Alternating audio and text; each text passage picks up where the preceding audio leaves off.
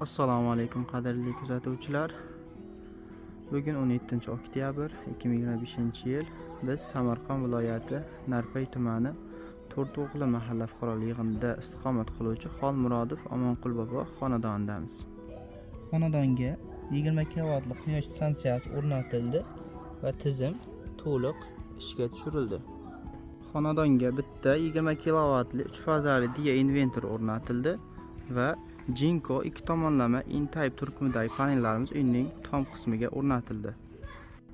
Stansiyamizning asosiy qismi bo'lgan DIS, AIS va zazilminiya himoya tizimlari to'liq standartlarga muvofiq qilindi.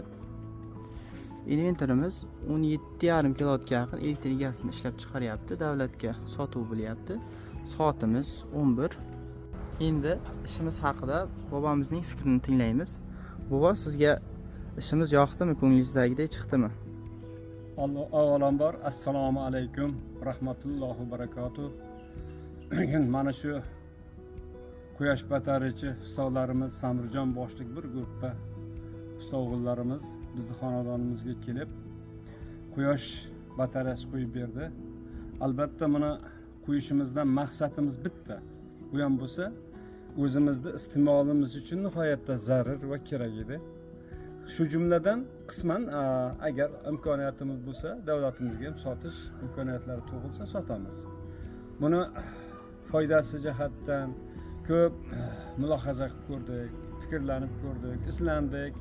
Albatta buni foydasi ko'pligini tushunib yetdikda oxirgi mana shu bitta maqsadga keldikki, biz ham mana shu o'zimiz xonadonimizga quyosh batareya qo'yib, shuni foydalanish maqsadida qo'yildi.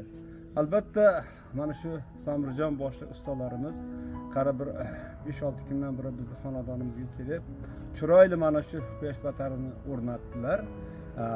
Mana hozir sotyapmiz ham davlatga, ham iste'mol uchun o'zimizga foydalanyapmiz. Albatta mana shu Samirjon boshliq usta o'g'illarimizni ishlariga omad tilayman, o'zlariga sog'lik, tinchlik tilayman. Albatta men o'ylaymanki, buni juda ham katta foydasi bor. Men ham mana shu o'zim qatori mana shu fuqarolarga tavsiya qilaman. Mana shu olib har bir xonadonga qo'ysangiz foydadan xoli bo'lmaysiz.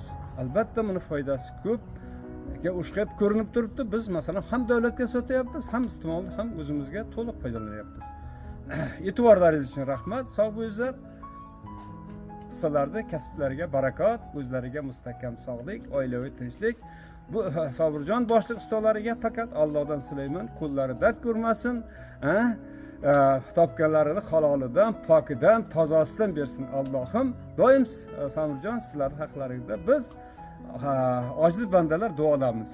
Sog' salomat bo'linglar.